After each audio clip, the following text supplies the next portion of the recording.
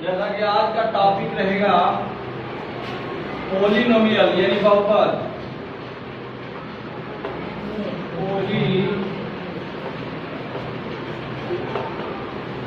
Polynomial बहुपद, ठीक है। क्लास 10th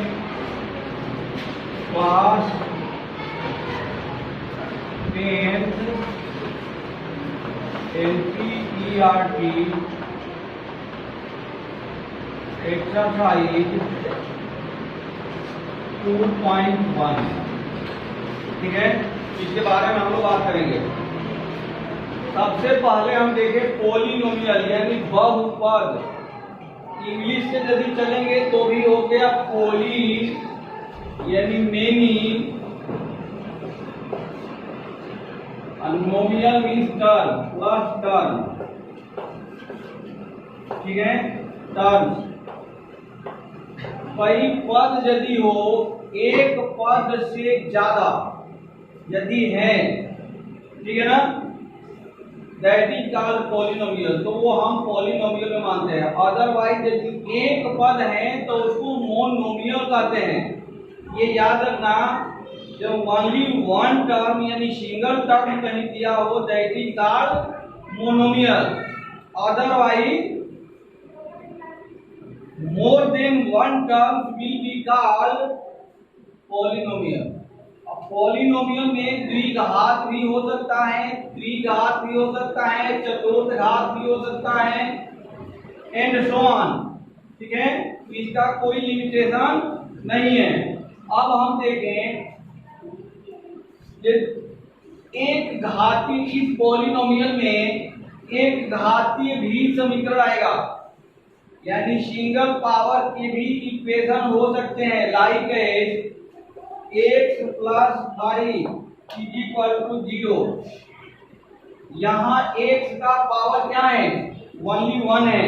जहां कोई भी पावर लिखा हुआ नहीं दिखता किसी भी टर्म्स का, दैट इज मीन्स 1। इसके मतलब उसका पावर कितना है, 1 है, ठीक है ना। वो सीधा है, इसलिए उसको 1 को कैसे लिखते हैं, सीधे लिखते हैं। सीधा लिखते हैं, टेढ़ा नहीं लिखते हैं। तो सीधे आदमी दिमाग खत्म रहते हैं। यदि सीधा आदमी से तुम मान लो फैटा फैटी कर लो, दुश्मनी कर लो, तो तुम्हारे दिमाग में उसका भय नहीं रहेगा नहीं, क्योंकि वो सीधा है। उसको क्या पता कब झगड़ा किससे होगा, तब उसको ना पता, ठीक है ना। लेकिन वही यदि टेढ़ा मेढ़ा कोई हो, उससे टक्कर हो गया हो, तो वो याद रहता है, वो हमेशा दिमाग पर रहता है कि वो जो टेढ़ा बंदा है ना, बहुत मतलब उस टाइप का है, हाँ, पाटीदार है, उसे झगड़ा मोल रखे हैं, तो कम से कम सतर्क रहें। तो यही कारण है कि दिमाग पर रखना कि सीधा यदि रहता है कोई भी नंबर किसी भी टर्म्स के पावर में, तो वो लिखने की, ध्यान देने की जरूरत नहीं है, वो हमेशा ध्यान रखने की जरूरत है। ये इट मीन्स 1, पावर कितना है, 1 है, इसलिए 1 हम लिखते नहीं है यहाँ, ठीक है ना। अदरवाइज यहाँ यदि 2 है या 3 है तो मस्ट है लिखना, वो लिखना पड़ता है, ठीक है ना। तो ये हमारा हो गया। अच्छा, ये यदि सिंगल पावर की कोई हमारे पास पॉलिनोमियल है, that is called linear equation, ठीक है ना। वो लीनियर इक्वेशन है। लीनियर एक शब्द आ गया, लीनियर हो गया। तो ये हम लोगों ने देखा कि इसके पावर यदि 1 है that is called linear equation, ठीक है ना। लीनियर इक्वेशन यानी रैखिक समीकरण। लीनियर इक्वेशन यानी रैखिक समीकरण, वो रेखा टाइप पे जाएगा हमेशा, ठीक है ना।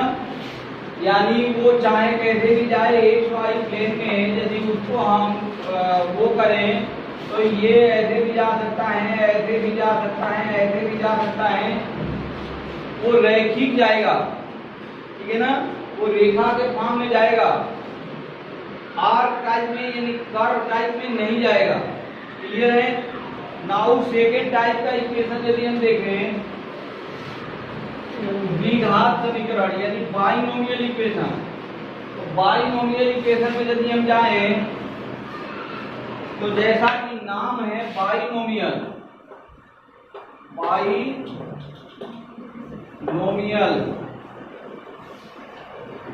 इक्वेशन,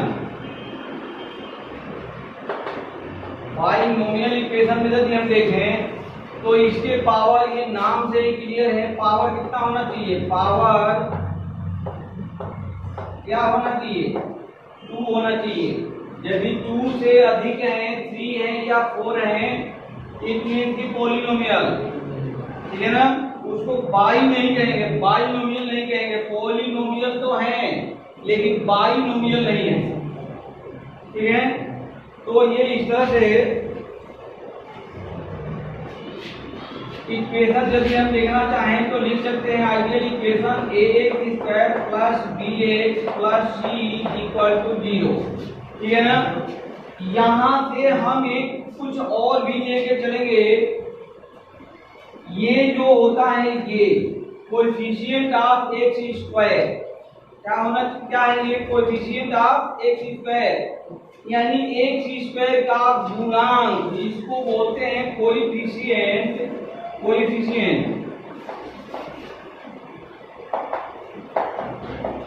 कोएफिशिएंट ऑफ x², ठीक है। तो ये हमारा कोएफिशिएंट हो गया, यानी गुणांक हो गया। हिंदी में इसे बोलते हैं गुणांक, गुणांक, ठीक है ना। कि x² का गुणांक हाउ मच, कितना है, तो a है, ठीक है ना। पावर हम लोग जानते ही हैं, तो ये पावर कितना है, पावर यानी घात, पावर को हम क्या बोलते हैं, घात हिंदी में। तो ये हो गया हमारा पावर, यानी x में ये द्विघात का समीकरण है, तो घात इक्वल टू कितना हो गया, 2 हो गया। तो ये इस तरह से द्विघात का समीकरण हम लोगों ने देखा। अगेन यहाँ से द्विघात में एक चीज और है जो हम लोग अभी मोनोमियल इक्वेशन का जो देख रहे थे, एक घाती, मोनोमियल नहीं, बाइनोमियल में भी एक घाती इक्वेशन जो हम लोग देख रहे थे, क्या देख रहे थे, एक घाती, यानी जैसे हम लिखे थे x + 5 = 0। इट मीन, ये ध्यान रखना कि यदि एक घाती इक्वेशन है, लीनियर इक्वेशन है, तो जो x का जो वैल्यू निकलेगा, ठीक है ना, x का जो मान निकलेगा, वैल्यू निकलेगा, वो हमेशा एक ही होगा, एक वैल्यू ही होगा। एक ही होगा का मतलब 1 नहीं है, उसका मान एक ही निकलेगा। तो यहाँ से हम यदि x इक्वल टू निकालना चाहें तो x इक्वल टू कितना आ जाएगा, -5। लेकिन बाइनोमियल इक्वेशन में, यानी जिस इक्वेशन में x का पावर 2 है, ठीक है ना, इसको सॉल्व करने पर x का जो वैल्यू निकलेगा वो वैल्यू कितने होंगे, 2 हो जाएंगे, 2 मान निकलेगा, ठीक है ना। सपोज करें इस इक्वेशन की जगह हमने लिख लिया x² - 4 = 0। ये x में द्विघात है ना, ये बाइनोमियल इक्वेशन है, ठीक है ना। द्विपद, 2 पद है, एक पद और 2 पद, दोनों पद हैं, द्विघात भी है, बाइनोमियल है। तो यहाँ से यदि हम x की वैल्यू निकालें तो x² = आएगा 4, यानी x = ±2, ये आता है ना, ये आएगा, ठीक है। तो हमेशा ये याद रखें कि यदि द्विघात है तो 2 वैल्यू मिलेगा, ठीक है। ये value in this chapter zeros कहलाते हैं। क्या कहलाते हैं, जीरोज, इसको जीरोज बोलते हैं। ये जो वैल्यू निकला x के, जो 2 वैल्यू हम फाइंड आउट किए, that value is called zeros, zeros, ठीक है, ये जीरोज है। तो ये 2 जीरोज मिलेंगे इसमें, ठीक है। इसको मूल भी कहते हैं, हिंदी में मूल भी कहते हैं, याद रखना। मूल, क्वेश्चन में कहीं मूल ज्ञात करो, यदि हिंदी में क्वेश्चन लिखा है तो लिख देगा मूल ज्ञात करो, तो मूल भी यही है, वैल्यू ये मान है।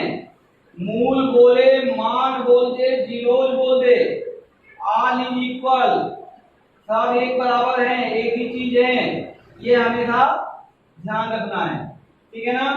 इस तरह से अभी हम देखेंगे how can calculate the zeros of binomial equation, ठीक है ना, एंड पॉलिनोमियल इक्वेशन। बहुपद के समीकरण का जीरोज कैसे प्राप्त करें वो हम अभी देखेंगे, समझेंगे। How can find out the zeros, तो ये अभी हम नेक्स्ट हम जैसे देखे हैं पॉलिनोमियल में, नेक्स्ट देखेंगे हम कौन सा पावर थर्ड यानी तीसरी घातीय समीकरण। तो हम लिख लें ax³ plus bx² plus cx plus d equal to 0, ठीक है ना। तो ये जो हमारा इक्वेशन दिख रहा है, ये कौन सा इक्वेशन है? पॉलिनोमियल इक्वेशन है। तीन घात है, पावर कितने हैं? तीन घात है, ठीक है। और इसके जीरोज कितने होंगे? इसके जीरोज यदि हम ज्ञात करें तो कितने जीरोज मिलेंगे? तीन मिलेंगे, तीन। इसके जीरोज कितने हो जाएंगे? Zeros equal to 3। यदि सिंगल घात का था, सिंपल सी बात है, एक घातीय समीकरण था तो कितने मान मिलते थे? एक मिलता था। द्विघाती में कितने मान मिलते हैं? दो मान मिलते हैं।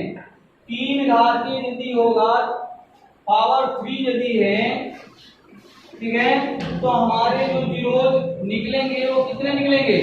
3 निकलेंगे।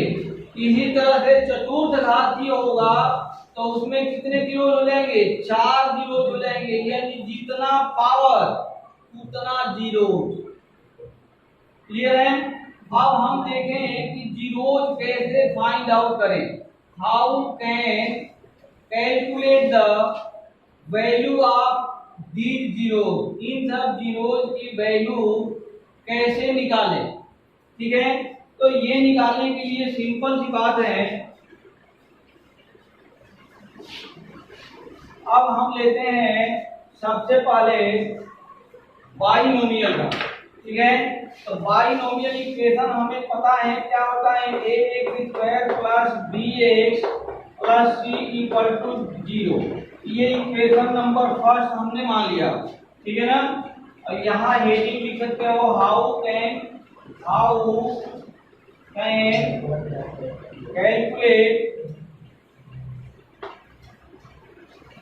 कैलकुलेट द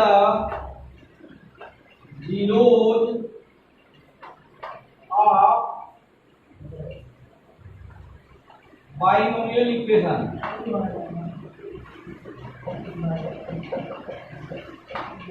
बाइनोमियल इक्वेशन, किसी बाइनोमियल इक्वेशन का जीरोज कैसे प्राप्त करें? How can calculate. तो ये इसके तहत हम इस आर्टिकल के तहत काम करेंगे, अभी काम करेंगे, वो देखेंगे कैसे काम हो रहा है। तो ये हमने माना कि ये बाइनोमियल इक्वेशन है, माना क्या है, ठीक है। हम कह रहे हैं कि बाइनोमियल इक्वेशन में दो जीरोज होते हैं। कितने? दो जीरोज होते हैं। तो late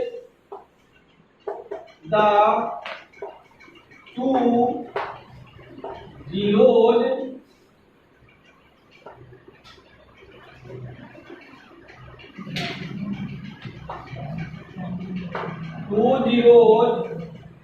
are alpha and beta. हमने दो जीरोज मान लिया, एक अल्फा मान लिया और दूसरा बीटा मान लिया। Hence x minus alpha and x minus beta equal to क्या होना चाहिए? 0 हो जाना चाहिए, ठीक है ना। अब यहां से हम फाइंड आउट करने जा रहे हैं binomial equation. If any equation has two zeros, then the equation will be क्या?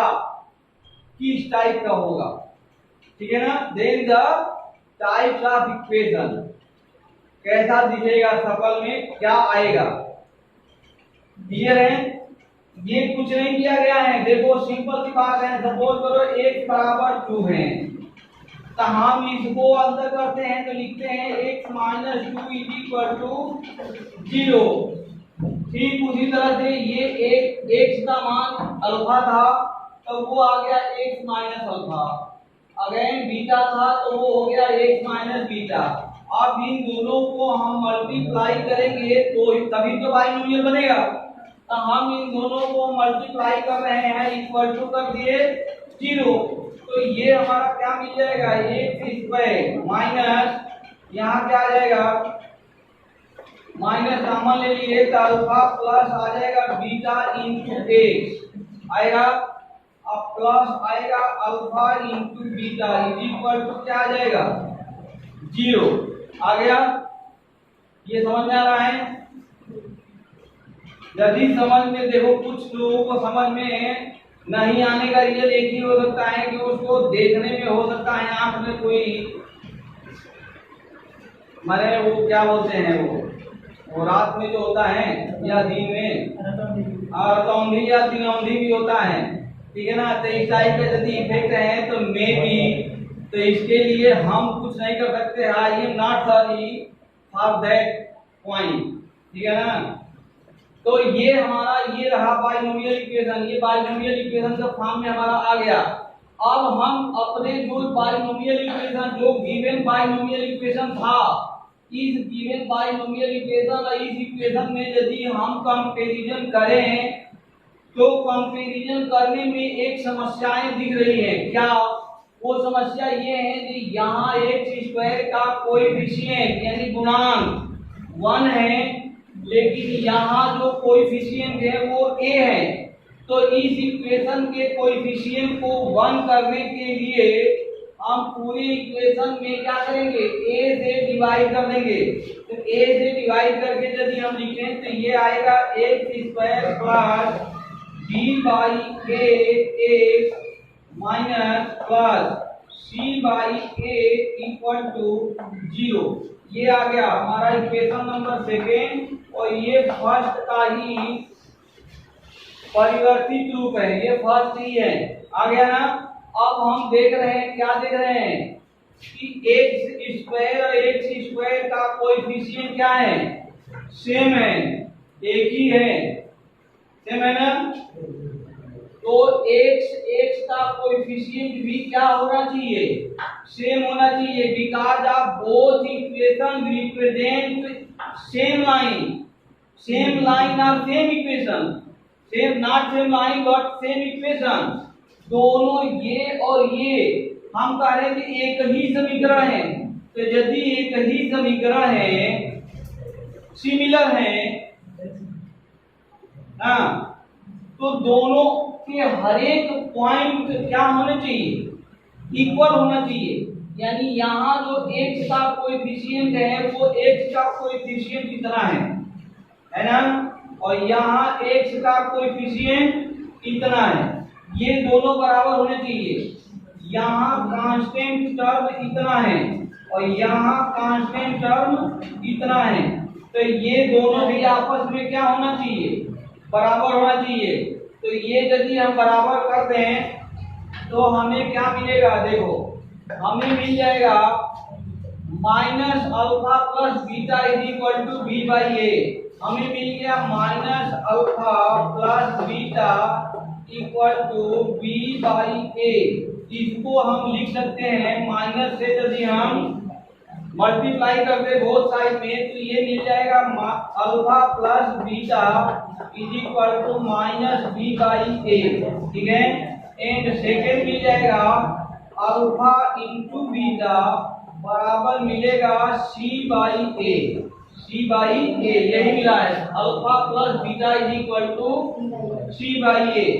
तो ये हमें दो टाइप के हमारा समीकरण मिल गया, ठीक है ना। ये दो टाइप की इक्वेशन मिल गए, अल्फा प्लस बीटा और अल्फा इंटू बीटा। यहाँ से by solving this equation alpha plus beta and alpha into beta, we can find out the value of zeros alpha and beta separately. ठीक है ना, यहां से हम और अल्फा और बीटा का सेपरेट मान वैल्यू क्या कर सकते हैं, फाइंड आउट कर सकते हैं, निकाल सकते हैं।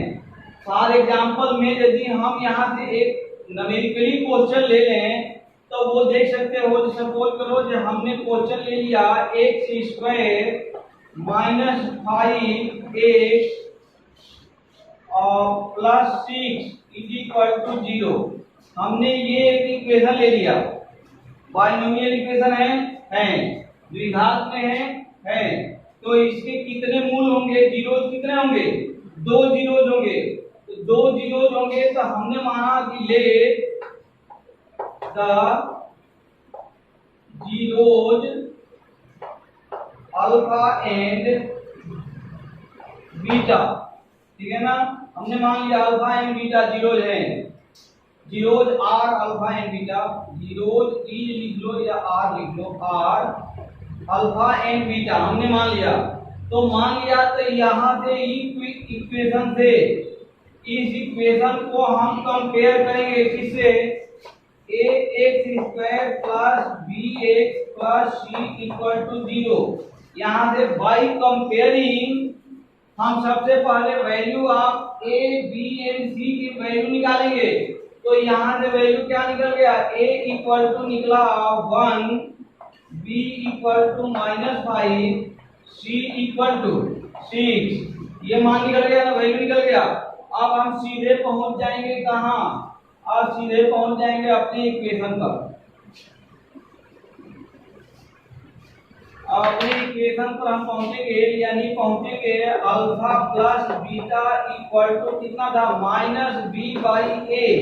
अब b का मान कितना है, ऑलरेडी -5 है, तो ये माइनस और ये माइनस मिलके क्या हो जाएगा, ये हो गया +5। अब बाई a यानी 1 है तो बाई 1।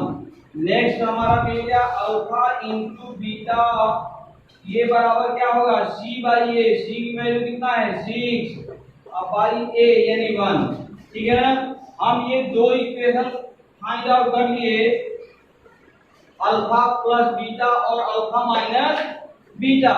ये जो दो इक्वेशन मिल गया, तो यहाँ से हम इस समीकरण को, इन दोनों समीकरणों को सिमुलटेनियसली सॉल्व करके अल्फा और बीटा की मान निकाल सकते हैं। वो निकालने के लिए भी एक हमारे पास फार्मूला है जो कि इसके सॉल्यूशन को बहुत आसान बना देता है।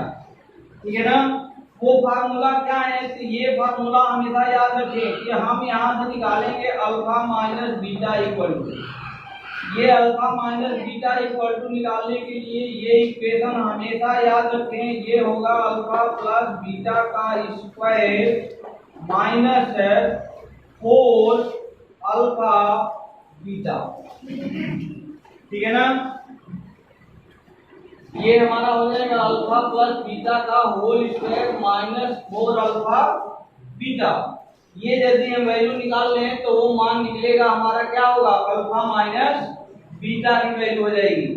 अल्फा प्लस बीटा की वैल्यू पता है, अल्फा माइनस बीटा की वैल्यू निकल जाएगा। तो हम आसानी से by adding these two equation we can find out the value of alpha and beta। निकल सकता है ना। तो ये निकालने के लिए हम यदि देखें, चलो ये मान रखते हैं, अल्फा प्लस बीटा का स्क्वायर यानी 5 का स्क्वायर तो कितना हो जाएगा 25। ये हो गया 25 माइनस 4 इंटू कितना, अल्फा इंटू बीटा 6। तो यहाँ कितना हो जाएगा 24।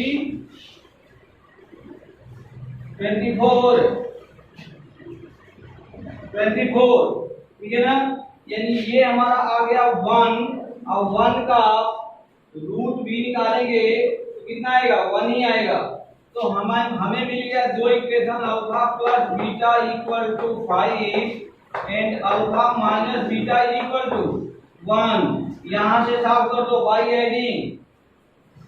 एडिंग यदि दोनों समीकरण को हम जोड़ दें तो बीटा और बीटा क्या हो जाएगा, cancel. 2 alpha is equal to 6, ये क्या हो गया, alpha is equal to b. Alpha का वैल्यू कितना आ गया, 3। Putting the value of alpha in above equation, यदि अल्फा का यह मान हम ऊपर के समीकरण में रख दें, यानी हम रख दें 3 plus beta is equal to 5, तो बीटा इज इक्वल टू क्या हो जाएगा, beta is equal to 5 minus 3 यानी 2। ठीक है, तो इस तरह से हम बाइनोमियल इक्वेशन के जीरोस को फाइंड आउट कर सकते हैं।